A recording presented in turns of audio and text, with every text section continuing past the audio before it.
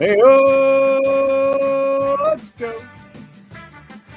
February 4th, still freezing. Thank you for joining us again this week as tonight we preview the outfield and designated hitter positions as Major League Baseball is set to begin spring training. But as we always do, we begin the show by asking you the question, where else would you rather be than right here? Boom! Right now, you're looking live at our split studios. This is Fantasy Baseball Now, episode 72, part of our show, part of the Ball9.com podcast network. We'll get into the Hot Stove League. There was a few moves in the last week after the outfielders and DHs. How are you? I'm good. I'm a little sad at the passing of Mickey Lolich. I have to admit. Yeah, that sucks. I mean, 85, that's a nice life. Overshadowed by Denny McLain and one of the greatest seasons a pitcher's ever had. 31 season by Denny McLain. Overshadowed in that season. A testament to the portly ones of us that there is hope. Sadly, neither of us were left-handed. So that's a problem, but he had a great career. He was a really good pitcher, like full comp to Jim Bunning, like pretty much right across the board. Won a World Series MVP. He was 3-0 with a 1.6 ERA. Dominated. Unbelievable. They beat the Bob Gibson Cardinals.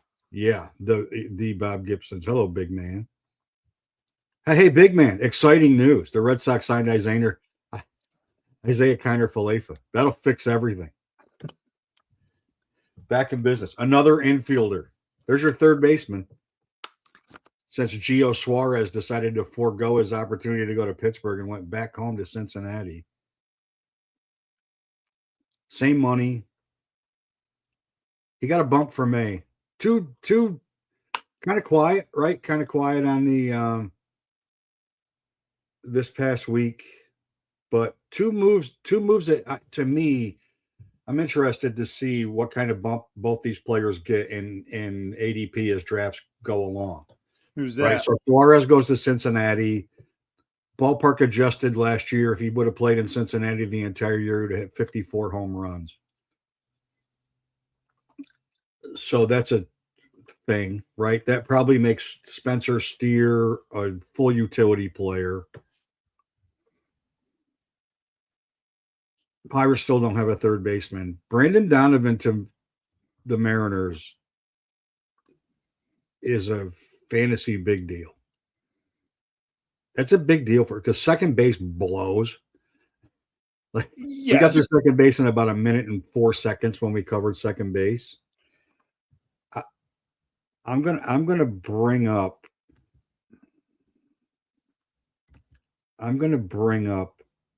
second base. To your point, while you're getting start with third base. I'm going to start with third base. So you had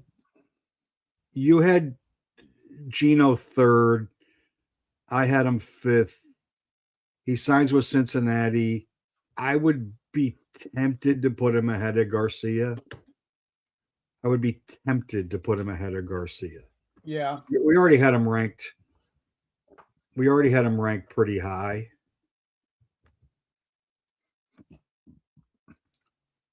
But I know for a fact that neither of us had Brendan Donovan. He's okay. All right. He had a good year. He is okay. But is he better offensively now that he's in Seattle than Rafaela, Sosa, Cashel, maybe Albies? He might be. Here's the other guy. I'm glad you went back to second base for this reason. If Luis Ariz can get back to 320, he now has a value at this position. Jesus Christ. Just buy some Not Guy Eddie merch, will you, for I Christ's sake? know. Where Jacob is not guy Eddie? Wilson, Luis Arai. Seriously, when You he's know a what first value? You know baseman, what value singles hitters have in fantasy baseball when they don't do anything else other than hit singles? They in have a fucking none. 5x5 league, batting average is a category. Okay. Okay, I'm And going to have if a 330 hitter he may to get some offset runs my for you. 201 guy that hit 60 homers. He may And drove it 140. look, if he can hit at the top of the lineup, he's going to score some runs for you too. That's now a 2-category player at a shit position. You know what's interesting about that signing? I'm glad you brought that up because I forgot about that. What's interesting about that signing is that he is going to play second base, and the Padres couldn't get him off second base fast enough. Like they moved Bogarts to second base because they didn't think he could field at second base. All of a sudden, the Giants infield, it ain't bad. No, it's It good. ain't bad at all. I mean, Chapman is Chapman. You know what I mean, you want Matt Chapman until Memorial Day for sure, because he's the modern day Henry Rodriguez, and he's going to get off to a phenomenal start. And then you're going to hate him, and you're going to want to burn his house down, and then he's going to have a month where you're like, damn, that guy just won Player of the Month, and it'll be like August. But he's going to field every grounder hit to the left side. Which is good because Adames can't. So that helps them defensively. They have maybe the best defensive catcher in baseball with Patrick Bailey. Adames is going to hit. That's what he does. Yep. You get Arias to get guys on base. Devers is Devers. I mean, I don't care if he's playing first base, third base, or DH. And he's got an iron glove, but you can hide it at first base as long as he can catch and throw. But that dude hits. Yeah, right? He does. But then you add Bader in center field, which moves Lee to left field. That was the other guy I was going to ask you about. To right field, and all of a sudden they're not a bad. If all this hype around Hayden Birdsong that I keep reading, he developed another pitch. Off-season work's been phenomenal. If that comes to fruition with Robbie Ray and Logan Webb, and I don't know what their bullpen's going to be, they could finish, instead of finishing 26 games behind the Dodgers, maybe they can make it 15. But there are more interesting options on the Giants from a fantasy standpoint than there have been in a while. What about Bader? What does he bring? I don't. If he's your everyday center fielder, is that a problem? Yeah, if he's your everyday, I don't think it's a problem if he's your everyday center fielder from a baseball standpoint, because he is an elite defender. And he hits with just enough pop to keep him interesting. I was really surprised the Phillies didn't re-sign him because he fit in really well here. Yeah. But from a fantasy standpoint, if you're carrying Harrison Bader in a mixed league,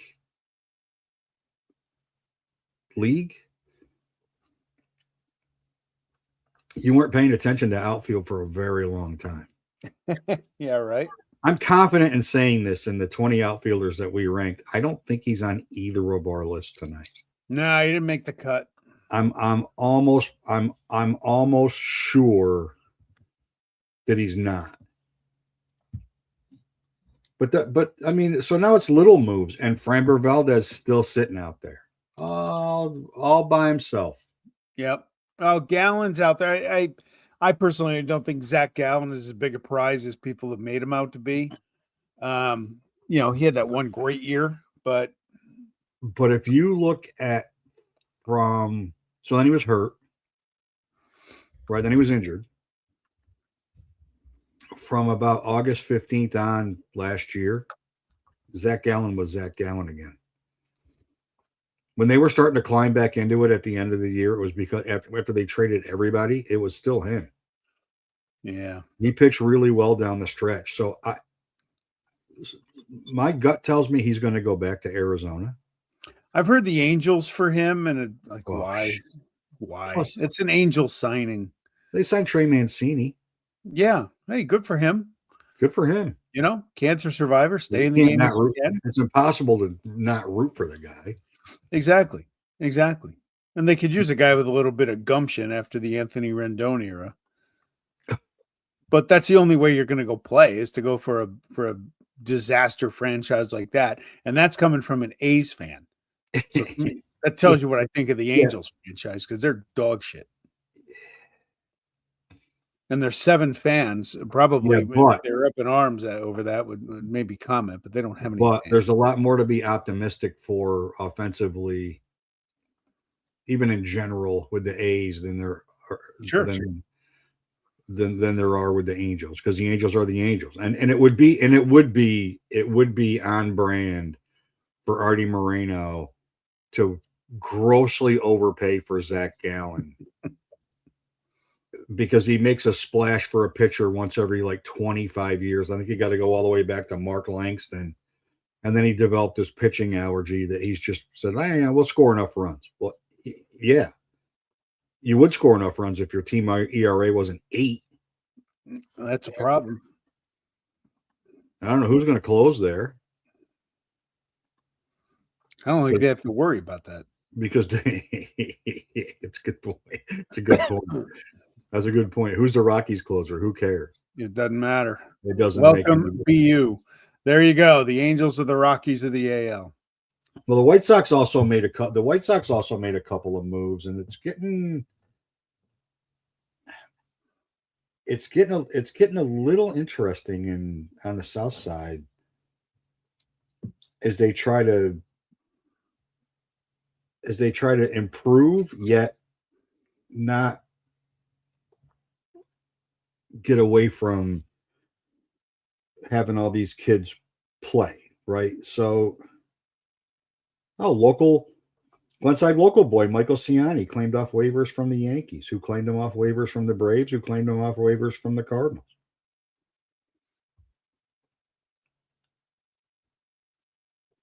So, and by the way, since the big man is on here, all I've been doing since he gave me that horse shit rumor about Max Crosby wanting to go to the Patriots has been research. It ain't happening. So go bark up another tree because I'm not having it. So find something else to upset. I mean, the White Sox get Jordan Hicks. I mean, that's a pretty good move, and it's a great move for the Red Sox because they got him off of their team. Yes. Craig Kimbrell on a minor league deal with the Mets. Jesus God Almighty! What are you doing? He's 56 years old. If he was left-handed, I'd be like, cool, sign him. When was his last good year? Wasn't that long ago, but his time is gone. He wasn't great for the Yankees. He was not great for the Phillies. He lost his job in Baltimore. They traded for him or signed him to replace Bautista when Bautista got hurt. That lasted a month. Yeah.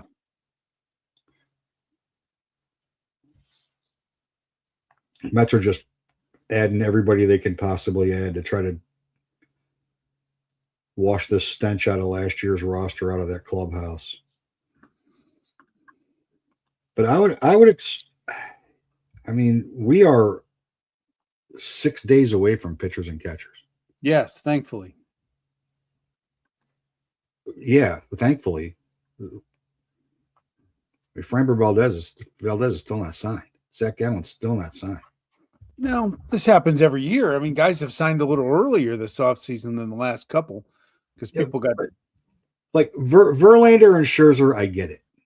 You know what I mean? You slow play. If you sign either of those two guys, you slow play them anyway. We're not going to pitch you when it's cold. We'll start, we'll sign you and stay in Florida or Arizona and get your work in. And then in June, you'll be in the rotation. I get that with guys that are, future Hall of Famers and 40 years old. Yep.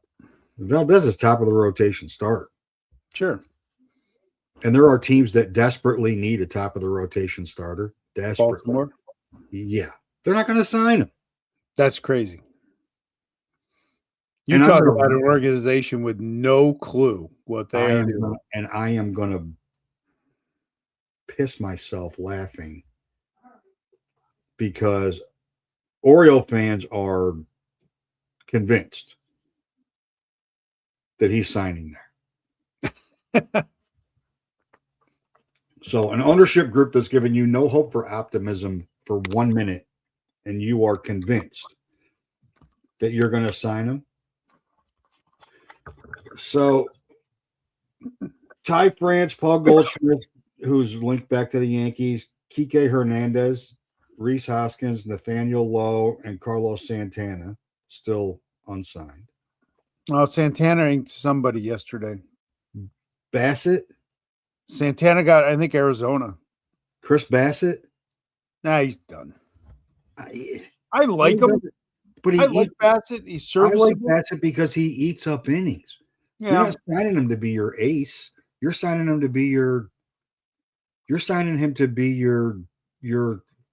4-5 swing, Nick Martinez guy. He was great out of the bullpen for the Blue Jays in the playoffs. If you're asking, hey, Uncle Ted, if you're D-backs got Carlos Santana. If you're asking Bassett to give you more than 100 innings, you're probably asking too much. But yeah, he has a value, but that's about it. Walker Buehler, that's interesting. Right? Gallen, Lucas Giolito. God, I pray to God he signs back with the Red Sox. He was pretty good there. Zach Littell, Nick Martinez, Jordan Montgomery. Jose Quintana will get a job. I guarantee you Jose Quintana is going to be on an opening day roster. Soft tossing lefty. You guys are going to finish 4th this year.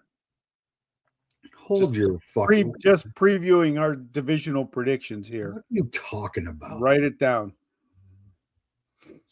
Behind who? Huh? Behind who? Boston. No. Baltimore. No. Toronto. You'll beat out the Rays, but yeah. I think they're going to finish second behind the Blue Jays. No, 4th. And then they'll run it back with Booney and Cashman if there's not a lockout. While Hal's on his private yacht. Yeah. With keys to the fucking master lock that's locking the players out of Yankee Stadium. Exactly.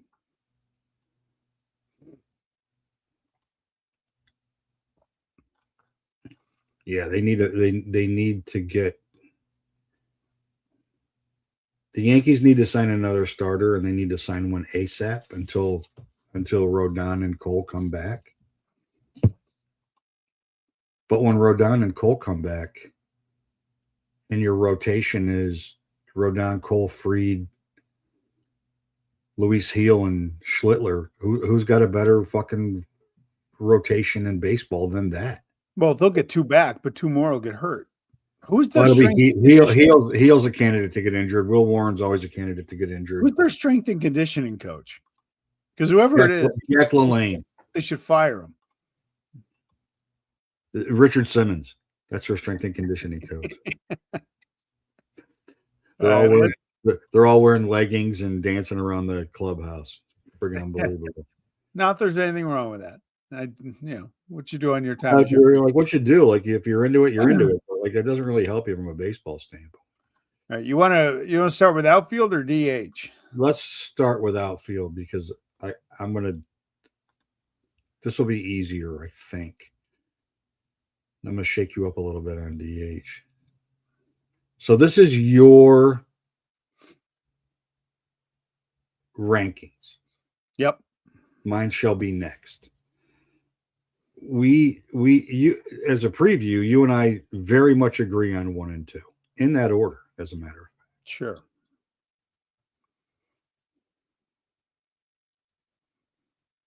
I think you have Anthony a little higher than me. I know you have Buxton higher than me. Yeah, here's why. We'll go pick them off, right? I put Anthony there looking at it from a dynasty standpoint, excuse me. That's why I bumped him up. Buxton, I didn't have him in the top 10 in the beginning, and I'm like, you know what? Maybe he stayed healthy last year, and maybe he can do it again. We've been waiting forever since he was at Florida State for Byron Buxton to stay healthy. and he finally did. Yeah, And he look did. at the numbers he put up. So I'm kind of banking on that to rank him that high. And I actually wanted to put him over Kyle Tucker. I'm not a big Kyle Tucker fan. I'm not either. I mean, he's in that lineup, but he doesn't really stay healthy. And I don't really think he loves playing baseball. I think he likes getting paid. Yeah, maybe so. Maybe so. I wouldn't pick him. I haven't picked him in any of our drafts yet. Why do you have Acuna behind? I'll start at Carroll because the ADP says that. And that is now 412 drafts for this ADP. Yep. And I did this slide for last week, and there was very, very, very little movement. Very little movement. Like Bellinger went from 81.37 to 81.29. Like it was very, like Woods went down like a tick. P. Crow Armstrong went down a tick. Rooker moved up a tick.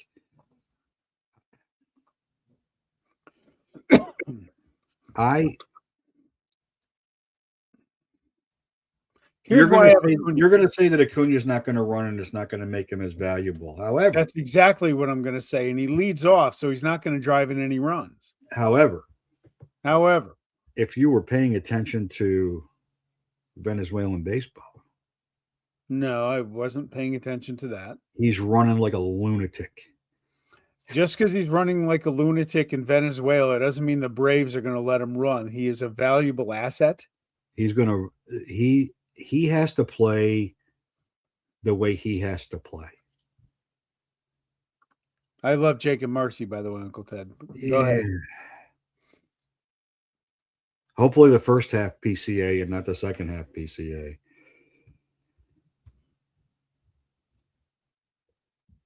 If Acuna runs, not 70 stolen bases, but 40 stolen bases. Yeah. Then he's the difference between him and Carroll, it really comes down to homers. Sorry, I'm being texted by a fan who, my buddy, who wants Chris Drury fired from the New York Rangers. So you may not realize it's baseball night with the Panarin trade to the Kings today. So well, we're going to resign him. Breadman, he's out. So I know there's one name that we have different that I don't have on my list before we get to my list, and that is Seiya Suzuki at 20. Yeah, there were a few guys I was going to put there, and I looked at his numbers last year, and they were solid. Well, he got screwed out of being in the All-Star game, in my opinion. Not that matters for squat, but he had a really good year last year. Yeah. He had a really good year last year. All the hype's on Wyatt Langford. There's a ton of Wyatt Langford help. I am all in on Jackson Merrill. I am all in on Jackson Merrill this year.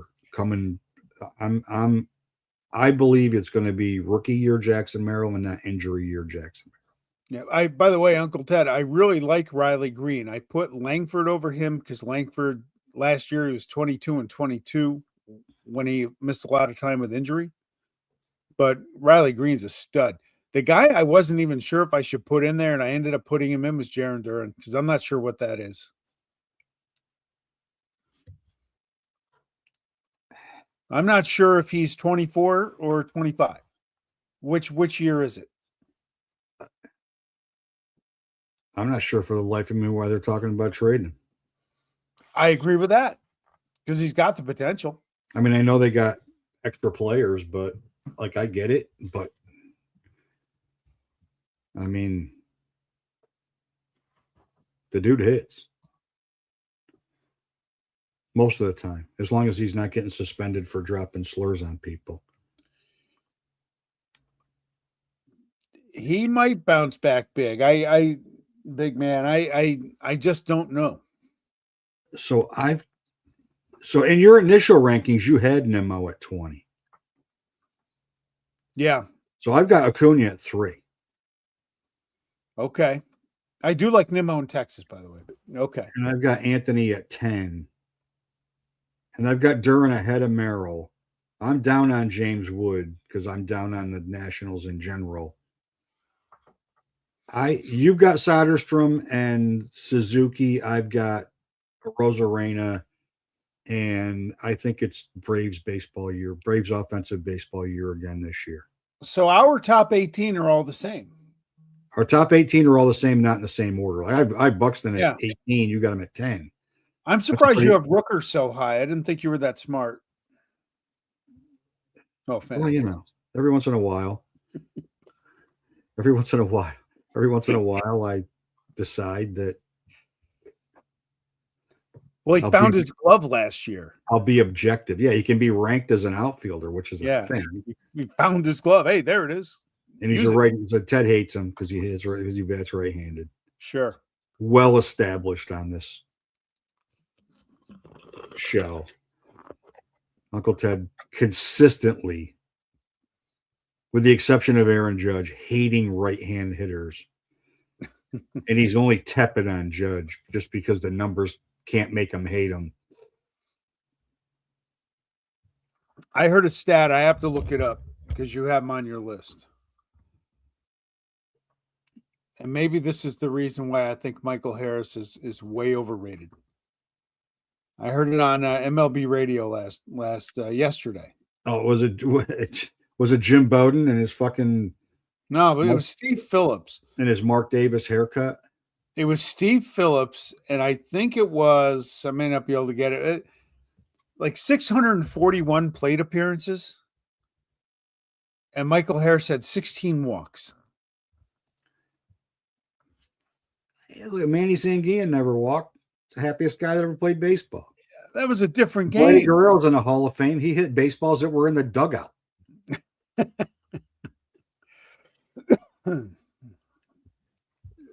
So that's the thing with Harris. He's just too eager. He turned around.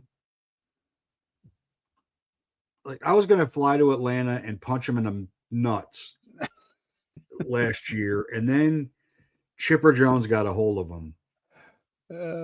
And Chipper got a hold of him like mid-August, and from about September 1st to the end, like for the last month of the season, he was really good.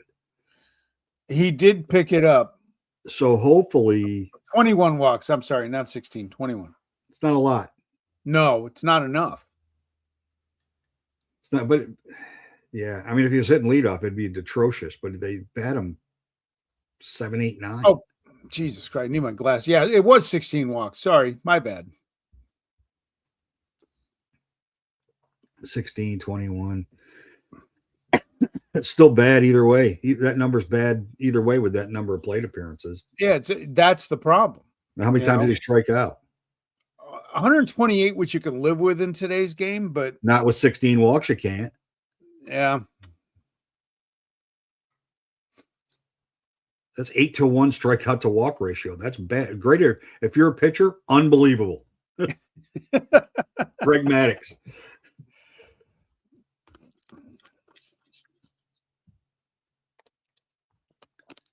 I don't know what to make. What about a Rosarena? You worry his batting average sucks, but everything else is really good. His batting average sucks.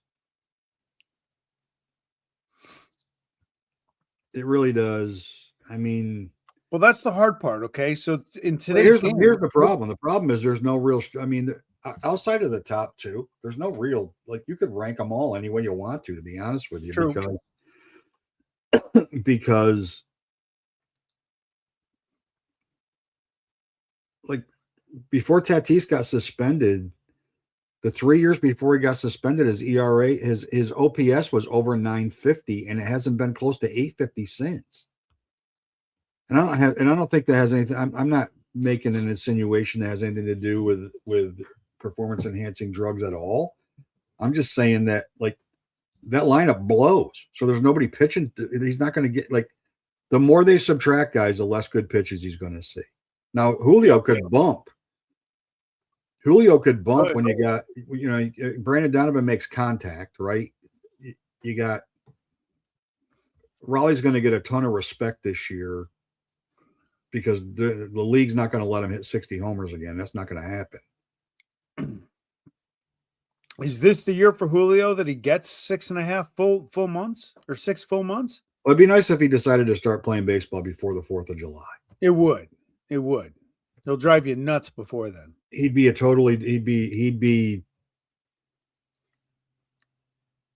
if he put a complete 162 together, he could easily be third on this list.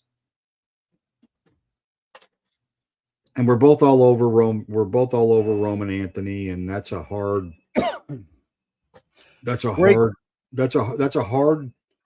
pill to swallow already. But everything there, I mean, if he played in Yankee Stadium, he'd be 4th on this list. Great question there from BU. I love Chandler Simpson, but he's the Juan Pierre of the 2020s. We'll see. Steals are great. He's going to hit no homers and no RBIs, so now you're reduced to, at best, a 3-category player in Roto. At best, 3 categories. On a team that was last in the majors in runs scored last year. Yeah, I don't know if he's going to do enough of the other stuff, but steals, yeah. Shit, dude can run. Well, where's he? If we were getting on later in the draft, I'd pick him. I'd consider picking him because you don't know. I think it also depends. It also depends on the rest of your. It also depends on the rest of your lineup. So if you've got, that's true. If you have 3 power hitting outfielders that are like for average, that don't run. I mean, he's going 167. Imagine a lineup for all power hitters to give you all that stuff. Chandler Simpson and Louis Arise. Is that the magic mix? Yeah, good enough to finish 4th, probably. It's probably good enough to finish 4th. That would be 8 spots higher than I was last year. I love Marcy. I really do. I mean, Taylor Ward at 122. Give me a fucking break with that. No way. No thanks. I'm way down. I'm beyond done with him. I mean, early ADP on CBS, Tucker's 10, 11. Dude, Mickey Moniak. Sneaky grab from people forget about him. Yep. People are going to forget about him. You're going to be able to get him. You're going to be able to get him later than you think, just simply because. I mean, he's 195 on CBS. He's probably right around there on NFBC as well. He plays for the Rockies, and people forget about taking Rockies players because they're so dreadful they don't even think about them. You brought up Tucker. When I said I wouldn't draft Tucker, let me rephrase that. Someone's going to pick him before I would. I mean, he got all that money. Yeah, if it's an open draft and it's the second round and it's near the bottom of the second round or the top of the third and he's still there, I'm taking him for sure. But I'm not taking him. I'm not taking him like 12, 13, 14. There's no way. No, and I won't sacrifice a shortstop to take Kyle Tucker. His big value is he plays kind of the position is not deep once you get past the top tier, maybe 2 tiers. So there's a value there, but it's productive. But it's productive. So it's not deep, but it's productive. So it's just like, I mean, if you took Tucker in the second round.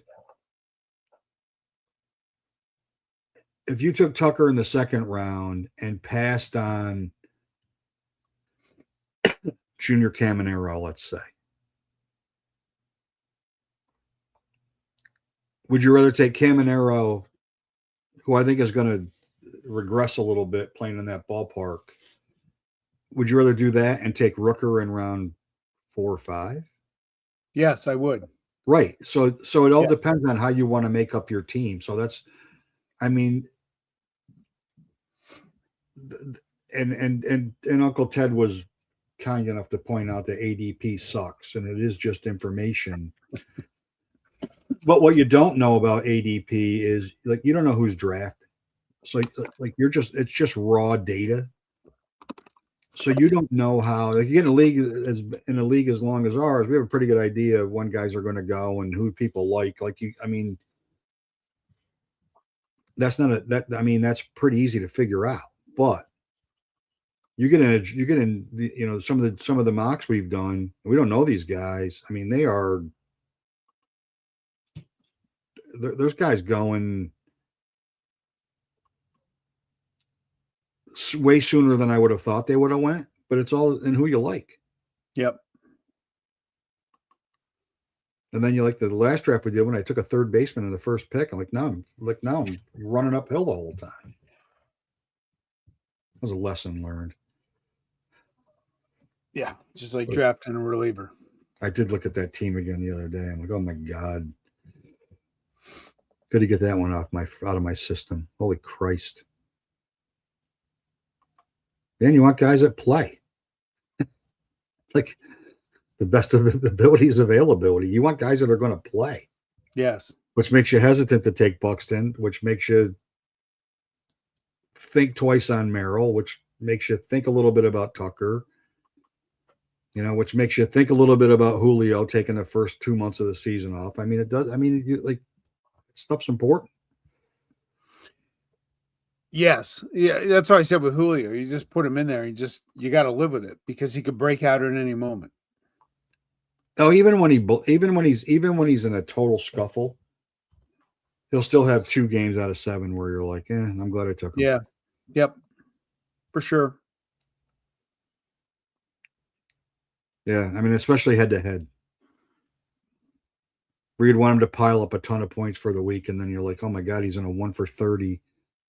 And then the next thing you know, he's 5 for 7 with 3 homers. And the week wasn't terrible. Yeah. Yeah. I picked him for MVP last year, preseason. I may do so again because one of these years he's gonna put together a full season, and it's gonna be mind blowing. Yeah. Yeah, I think the guy in New York's going to have to retire before that happens. This is true. He has that market cornered. And the kid in Kansas City, he's next up. All right, so let's do DH, which is a position we both despise. But yes, well, you got some. We were going to be exactly the same. We were going to be exactly the same. Then I started looking at some stuff. And I saw that Christian Yelich only played 19 games in the outfield last year. I thought I saw that notation the other day. Stanton played 24 games in the outfield last year. So Stanton technically qualifies as an outfielder. Okay. That's Ivan Herrera played 14 games behind the plate and 8 and 4 games in the outfield. Yep. So unless you have a 10 games played, I mean, some leagues are any games played. Some leagues are any games played, you qualify. Most are 10, we're 20. Like Yelich and Herrera technically qualify as DH for us. I mean, Ohtani's a no-brainer. Schwarber's a no-brainer. Healthy Jordan's a no-brainer. Yep. Osuna still doesn't have a team. I only listed him because he's like the thing that wouldn't leave. Just when that skit from SNL way back when. Like his wife after he beat the shit out of her. That too. I did cut him the next day. Just when you think he's done, he kind of resurfaces and is productive. Somebody will sign him. It won't be the Braves. No. It might be the Pirates. Somebody's going to need that bat. It might be the Pirates. He's going to get enough I think you might be right.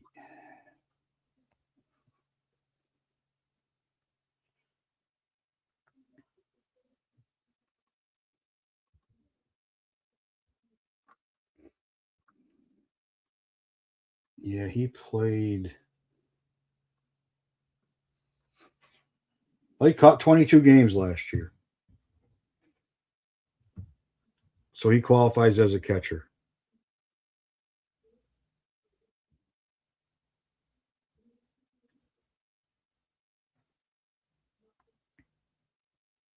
He played 2 at first base. He DH for 7, and he caught 22, but he only played 24 games. That's holy cow. Baseball Reference going to have to help me figure that one out.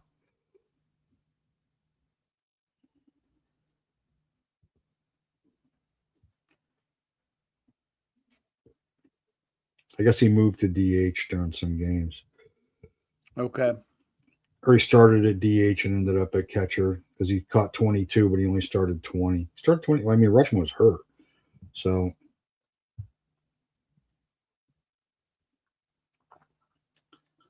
there is that. God, I hate the DH position. Yeah. I hate the thought. I hate the thought of, I mean, Ohtani and Schwarber to some extent aside. I hate the thought of of drafting a player and they're plugged in. Right? They're like they can't play anything else other than utility because it just hurts your flexibility for a lineup. It depends who it is. And now I'm a guy of my 5 keepers. One of them is going to be the H because I have Kurtz and Vlad Guerrero. Yeah, but you still but while that's true, you have a utility player that you're going to save. If either one of them got hurt, you still have a first baseman. Yes, true. If one of your outfielders gets hurt, you can't move any of these guys any place. Like you can't move them. No, you're right. Like they're stuck where they are. That's why I traded Schwarber last year. Because I had extra players that were productive and I needed to shake my team up anyway. And he was in one spot. And you're not taking him out of your lineup. Yeah. You're not. I mean, there's no way you're taking him out of your lineup. But I'd rather go. Honestly, for me, I'd rather go in with, like, I'm going to save Zachary Neto, and if I got lucky enough to draft Corey Seager, I'd rather go in with that, knowing that Seager's going to get hurt and react to that. Yeah. I'd rather react by being able to move my utility guy someplace else than have to worry about I can't move that guy anywhere else because he doesn't qualify at any other position. It can be a problem for sure. Depending how your season is going. But you can't, like Ohtani, Schwarber, Alvarez, and even Yelich, like you can't argue with you can't argue with the production. Not at all. Not at all. Yelich was great. Yelich is back. He's better off the DH than he is to play in the field anyway. Because that gets him 140 games. And he can't. And when he's playing the outfield, he's not getting 140 games. There's no shot. Just because.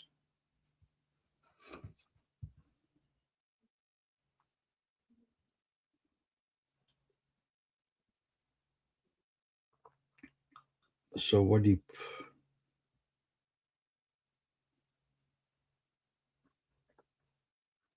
Yeah, so 25, he was 131 games at DH and 19 games in left.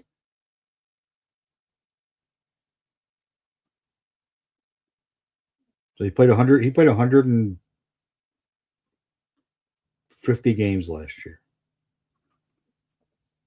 2024, he played 74. 2023 played 142, and he played in the outfield for He played 142, but played in the outfield for 122. 23, he was 122 games in the outfield and 36 games at DH. So I think with him, with his back, the only way to keep him healthy is to DH him more than play him in the field. That's Stanton's the same. That doesn't. I mean, honestly, it doesn't even make any difference if fucking Stanton plays in the outfield or DHs. He's still going to get some friggin' soft tissue injury that's going to put him out, right? He needs 49 homers for 500. Yeah. Season and a half.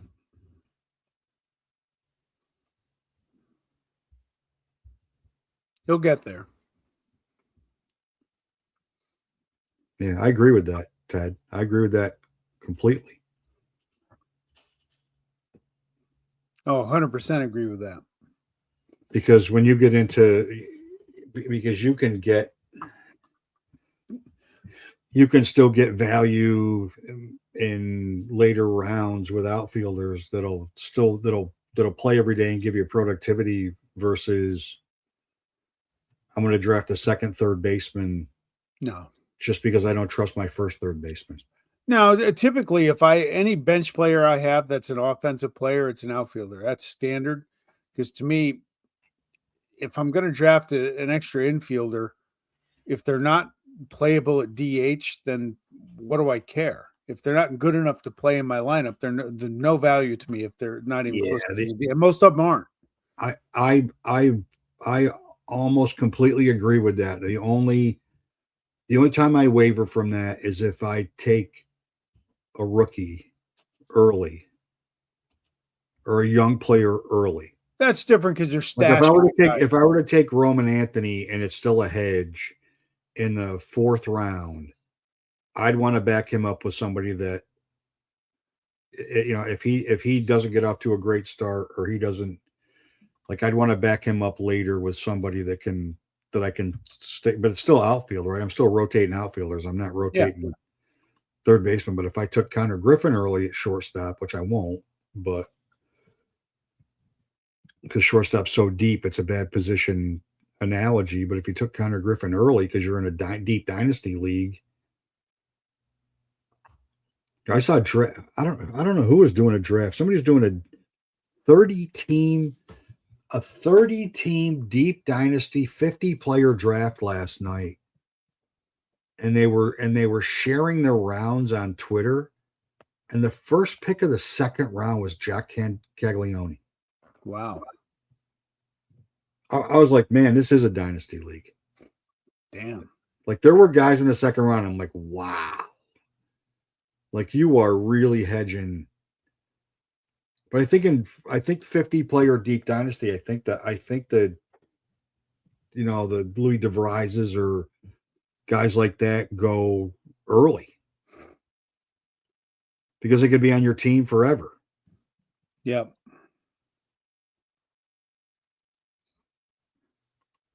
If you're watching prospects, you should probably read top 10 prospects in each organization on ESPN today. Oof. I saw it but haven't read it. It's a good read. Your little boy, your Slappy Wilson's going to end up playing second base this year, I think. Wouldn't shock me. I've said that since they got DeVries. He might move over. Geloff, they ruined Geloff last year, and the bloom's off his rose. I've also heard DeVries may move to third base and leave Willie at shortstop. Joe McEwen getting pushed out of a job again. I think DeVries will be up this year. That sounds very much like he's going to be up this year. Yeah, 19. He'll be up. Why not? What do you got to lose? What do you got to lose if you're the A's? What do you got to lose? He doesn't make any money. That's the first. He doesn't make any money. You can give him the same bullshit contract you just gave Wilson, 7 years, $70 million. Yeah.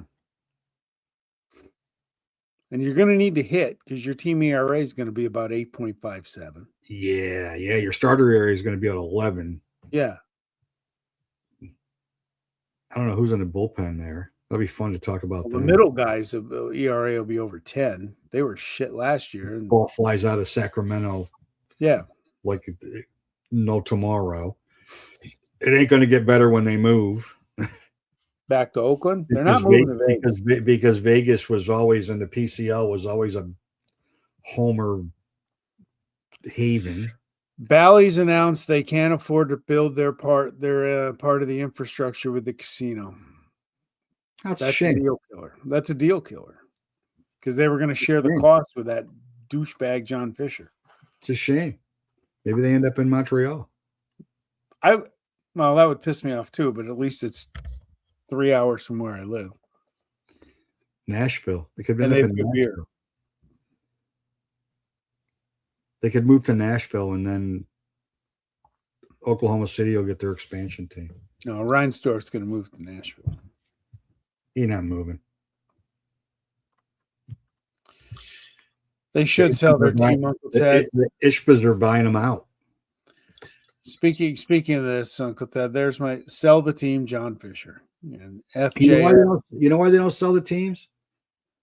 Because Major League Baseball friggin' sucks their balls, and so they don't have to. All right. On that note, speaking of sucking balls, Robert Kraft's not getting in the Hall of Fame. No, he's not. Yeah, he go out and grab himself a little rub and tug and make himself feel better. So yeah, not the happy ending he was hoping for. No, but whatever. Hey, look, if Belichick's got to own Spygate and Deflategate, then so does Kraft because he was the boss. All right, he didn't do anything to Belichick for cheating, so that makes you complicit. So you got to earn that. You got to own that shit too. That's exactly right. Sorry. Plus, what contribution has he made? I don't really know. I know he helped prevent a labor stoppage once, but other than that, being the owner of a team that won a bunch of money, he hasn't made any money for the league. No, you had a great analogy with Jerry Jones. I think he's a dumpster fire as an owner, but he's a hell of a marketer. He should own a circus. He does, the Cowboys, but a real circus. Yeah, but he took the NFL to revenue levels that they'd never even thought that they could ever get close to. He makes money. I mean, yeah, I don't draw favorable reviews around Mrs. Pugsley's family's house out in Boston whenever I go out there and I rip Robert Kraft and they tell me how charitable he is. I'm like, okay, he's still a phony, but okay. He's still a phony. If he would have learned to speak Japanese, he would have never got himself in that much trouble. Because he could have told that girl to be quiet and she would have understood what he was saying. But no. No. All right, next week we're going to do starting pitching, which should be very interesting, and we'll do closers, which because we have to, and because with some of the people that are tuning in, with the exception of Uncle Ted, who hates closers as much as he hates right. I'm not ranking closers. I'm not drafting any of them. I'm ranking them. I guarantee the top 4 I rank are not going to take, especially in our league, because I know our other idiot co-owners are going to suck them up like they're all dirt on the carpet with the vacuum cleaner. And by the way, to the person that's renting their Airbnb for us for our baseball draft in March, God bless you. Yeah, get that security deposit. Yeah, saying. You better make sure the cleaners are ready to go on Monday. That's for damn. Put a beer stain clause in it. I'm just trying to help. Just trying to help. Make sure your Wi-Fi is working. Yeah. Or there'll be an insurrection. All right. So that's the plan next week. That's a plan next week. We go pitchers, and I probably Wednesday again. Maybe. I would like it to become Wednesday. We will be next week. We will be on a weekday. Yeah, plan Wednesday because Tuesdays I've been doing a lot of high school basketball coverage. And the season's starting to dwindle down. So I would say Wednesday is probably a very, very good Very good bet. Thank you, Todd. Framber Valdez to the Tigers. Hold it. Is that a guess or is that breaking news? Let's check that one out. I don't know. I can't. ESPN's not covering. ESPN's not covering baseball right now because there's a trade every 30 minutes in the NBA, and because of that, and the deadline's not till tomorrow.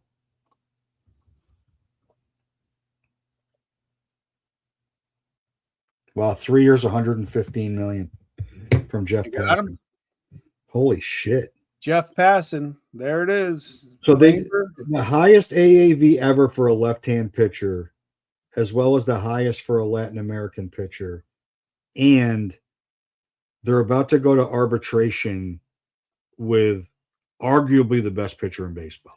I'll tell you what, I'm going to give credit to BU there, because when I just pulled that up on Twitter, Passan had it at the time a minute ago. Yeah. You talk about having your finger on the pulse, Todd. Thank you for that. And the Oriole fans. He's also the guy. Probably put the Yankees over. The guy that took Emmanuel Clase in the first round last year. So we'll forget about that.